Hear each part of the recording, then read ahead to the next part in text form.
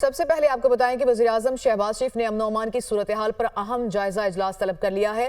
وزیراعظم شہباز شریف کی زیر صدارت اجلاس آج شام وزیراعظم ہاؤس میں ہوگا۔ اسی سے متعلق مزید معلومات حاصل کریں گے نمائندہ دنیا نیوز یاسر ملک نے ہمیں جوائن کیا۔ جی یاسر، کن اہم امور پر گفتگو ہوگی اس اجلاس میں، کیا ایجنڈا ہے؟ دیکھیں، وزیراعظم شہباز شریف نے امن و امان کی صورتحال پر اہم جو جائزہ اجلاس ہے وہ آج طلب کر لیا ہے۔ وزیراعظم شہباز شریف کی زیر صدارت اجلاس کے وہ آج شام وزیراعظم ہاؤس میں ہوگا۔ ملک بھر کی جو مجموعی سیکیورٹی اور امن و امان کی صورتحال ہے اس کا جائزہ لیا جائے گا، اور وزارت داخلہ کی جو اعلیٰ حکام ہیں وہ اجلاس کو وفاقی دارالحکومت سمیت ملک بھر کی جو سیکیورٹی ہے اس پر بریفنگ دیں گے۔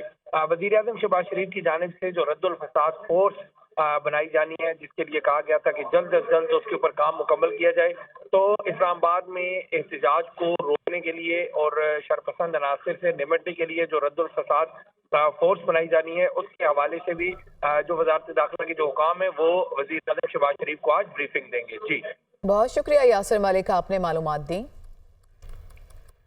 قومی اسمبلی کا اجلاس آج شام 5 بجے ہوگا۔ 9 نکاتی ایجنڈا جاری کیا گیا۔ وزیر مملکت برائے I T Shiza Fatima digital national Pakistan bill 2024 ایوان میں پیش کریں گی۔ اس کے علاوہ وزیر داخلہ محسن نقوی سینٹ سے منظور شدہ نیشنل فورنزک ایجنسی بل 2024 بھی پیش کریں گے۔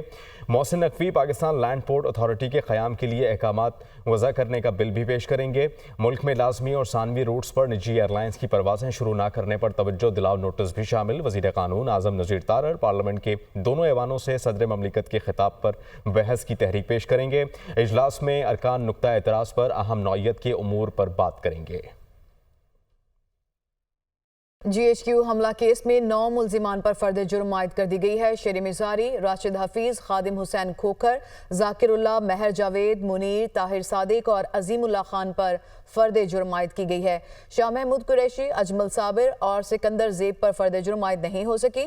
اڈیالہ جیل میں جی ایچ کیو حملہ کیس کی سماعت ہوئی۔ شاہ محمود قریشی، اجمل صابر راجہ، سکندر زیب نے فرد جرم کی شیٹ پر دستخط کرنے سے انکار کر دیا۔ ملزمان کا موقف تھا کہ ہمارے خلاف ثبوت ناکافی ہیں، ہماری 265D کی درخواست پر پہلے سماعت کی جائے، درخواست پر فیصلہ آنے کے بعد فرد جرم شیٹ پر دستخط کریں گے۔ کیس میں کل 98 ملزمان پر فرد جرم عائد ہو چکی ہے۔ مسلسل غیر حاضر رہنے والے 23 ملزمان کی ضمانت منسوخی کی درخواست پر نوٹس جاری۔ علی امین گنڈاپور سمیت 23 ملزمان کے ناقابل ضمانت وارنٹ گرفتاری برقرار ہیں، جبکہ کیس کی سماعت 19 دسمبر تک ملتوی کر دی گئی ہے۔ وزیر اعلیٰ خیبر پختونخوا علی امین گنڈاپور کو اڈیالہ جیل میں بانی پی ٹی آئی سے ملاقات کی اجازت نہ ملی۔ علی امین گنڈاپور اڈیالہ جیل سے باہر سے واپس روانہ ہو گئے۔ وزیر اعلیٰ خیبر پختونخوا علی امین گنڈاپور اڈیالہ جیل گئے تھے بانی پی ٹی آئی سے ملاقات کے لیے، جبکہ انہیں ملاقات کی اجازت نہیں ملی، اور اب یہ خبر آئی ہے کہ علی امین گنڈاپور اڈیالہ جیل کے باہر سے روانہ ہو گئے۔ وزیر اعلیٰ خیبر پختونخوا علی امین گنڈاپور کو اڈیالہ جیل میں بانی پی ٹی آئی سے ملاقات کی اجازت نہ ملی، جس کے بعد وہ باہر سے ہی واپس چلے گئے۔ تحریک انصاف کے رہنما شوکت یوسف زئی نے کہا ہے کہ مذاکراتی کمیٹی نہ بنتی تو سول نافرمانی کی تحریک شروع ہو جاتی۔ تحریک انصاف کی لیڈرشپ نے بانی پی ٹی آئی کو مجبور کیا، امید تھی کہ حکومت مثبت جواب دے گی۔ بدقسمتی سے حکومت کا رویہ انتہائی بچگانہ ہے۔ حکومت شاید یہ سمجھ رہی ہے کہ تحریک انصاف کمزور پڑ گئی، اس لیے مذاکرات کی باتیں ہو رہی ہیں۔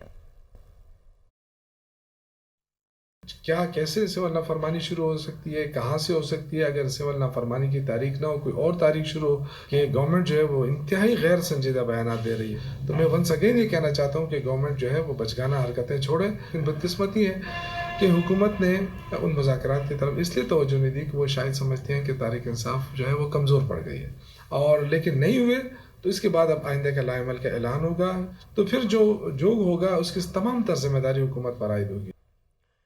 سب سے پہلے پاکستان سیاسی معاملات بعد میں سینیٹر فیصل وابڈا نے ایکس میں پیغام میں کہا کہ پاکستان کے لیے اپنا کردار ادا کر رہا ہوں اور کرتا رہوں گا، جیسے میں نے کوشش کی، امید ہے ویسے ہی جمہوری معاملات کو جمہوری طریقے سے انجام دیا جائے گا۔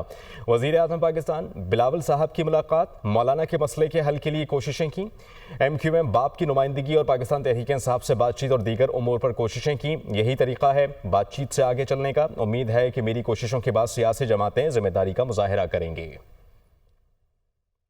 بات کریں گے پاکستان سٹاک ایکسچینج کی، جہاں تیزی کا رجحان دیکھا گیا۔ ٹریڈنگ کے دوران 100 انڈیکس میں 2000 سے زائد پوائنٹس کا اضافہ ہوا۔ انڈیکس 1,16,000 پوائنٹس کی تاریخی سطح عبور کر گیا۔ اسی سے متعلق مزید تفصیلات بتائیں گے نمائندہ دنیا نیوز علی مہدی۔ हाँ जी बिल्कुल, मुस्बत माशी अशारियों शहर में नुमाया कमी की तवक्कात पर स्टॉक एक्सचेंज में आज भी तेज़ी का तसलसल जारी है और 100 इंडेक्स जो है 2000 पॉइंट से ज़ायद इजाफे से 1,16,000 की तारीखी बुलंद तरीन सतह भी अबूर कर गया है। डायरेक्टर आरिफ हबीब ग्रुप एहसन मेहंती साहब हमारे साथ मौजूद हैं, इक्विटी मार्केट एक्सपर्ट, इनसे हम जानते हैं। जी, आई थिंक कि ये अक्रॉस द बोर्ड तेज़ी देखी जा रही है। बैंकिंग सेक्टर में कुछ प्रेशर है और उसकी वजह ये है कि पॉलिसी रेट के अंदर जो है वो इमिनेंट कट होगा। ज़ाहिर है जो कट होगा उसके हिसाब से बैंकिंग सेक्टर को थोड़ा नेगेटिविटी उसमें होगी, लेकिन ओवरऑल अगर जितने भी लेवरेज सेक्टर्स हैं वो आउट परफॉर्म कर रहे हैं। बहुत बड़ा कट भी हो सकता है, बहुत छोटा कट भी हो सकता है। तो इस सूरत के अंदर काफ़ी ज़्यादा स्पेकुलेशन मार्केट के अंदर हो रही है, अनसर्टेनिटी है जिसकी वजह से थोड़ा बहुत प्रेशर भी आ रहा है। बट ओवरऑल जो है मार्केट काफ़ी ज़्यादा तेज़ जो है और इन्वेस्टर सेंटिमेंट काफ़ी मुस्बत नज़र आ रहे हैं। जी, आपने गुफ्तगू सुनी माहिरीन की, उनका कहना है कि शरह सूद में नुमाया कमी मुतवक्को है, जिसका कुछ इम्पैक्ट जो है बैंकिंग सेक्टर में ज़रूर नज़र आ रहा है, लेकिन ओवरऑल जो है मार्केट इसको पॉजिटिव ले रही है, जिसके नतीजे मार्केट में तेज़ी का तसलसल जारी है। जी।